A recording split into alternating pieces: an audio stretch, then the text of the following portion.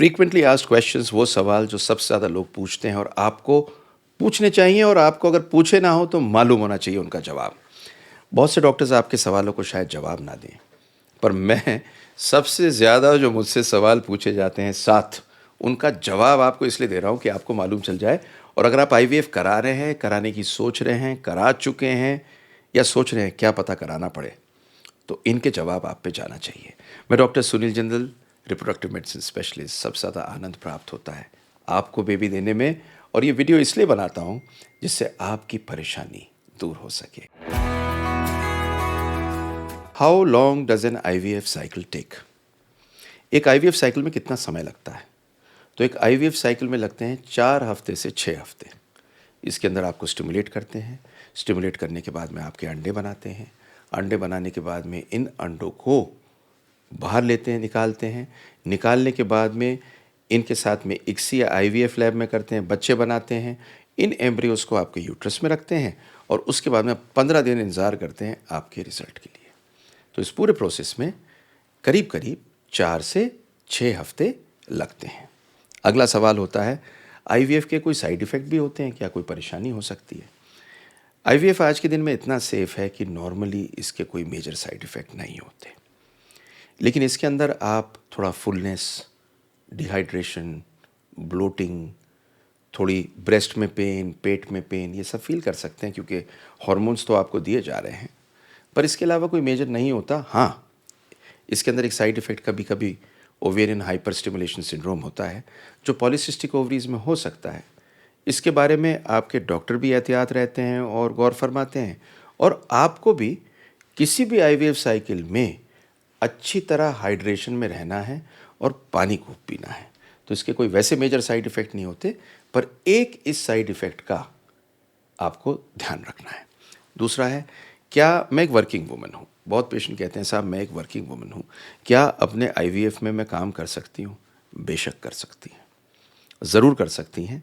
In fact इसमें except for the time जब आप एंड में साइकिल में एग निकलवाने आ रही हैं, ट्रांसफ़र कराने के बीच में आपको रेस्ट करना है और उसके बाद में भी 3-4 दिन रेस्ट करना है। उसके अलावा आप अपनी नॉर्मल ज़िंदगी जी सकती हैं। हाँ, अगर आपका दिल करे और दिल कहे कि मुझे नहीं करना काम, तो अवश्य मत करिएगा, नहीं तो आप ये कहेंगी कि मैंने कहा है कि आप सब कुछ कर सकती हैं।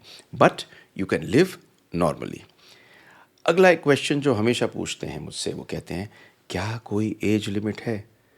मैं 35 साल की हो चुकी हूँ, क्या अब मुझे आईवीएफ कराने की जगह है? आईवीएफ की कोई एज लिमिट नहीं है। हाँ, अगर आपके अंडे अच्छे बन रहे हैं तो आपको रिजल्ट बेटर मिलेगा, और जैसे जैसे 30 साल के बाद में आपकी उम्र बढ़ती है, अंडे की क्वालिटी डाउन जाती है, तो आईवीएफ की सक्सेस रेट कम होती है।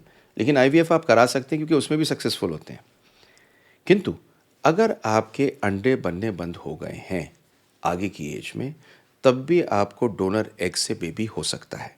इसलिए आईवीएफ की पर से कोई एज लिमिट नहीं है, लेकिन आज के दिन में ये मान के चलते हैं हम कि किसी भी रूप में अगर एज बहुत ज़्यादा है तब कराने से फ़ायदा नहीं, क्योंकि करने के टाइम पर अगर आप प्रेग्नेंट होती हैं तो उसकी कॉम्प्लिकेशंस हो सकती हैं।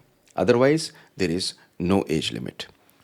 अगला आता है, डॉक्टर साहब मैं आपके पास आई हूँ आईवीएफ कराने के लिए, अगर पहली साइकिल में सक्सेसफुल नहीं हुई तो क्या होगा? आपको इसका जवाब देता हूँ।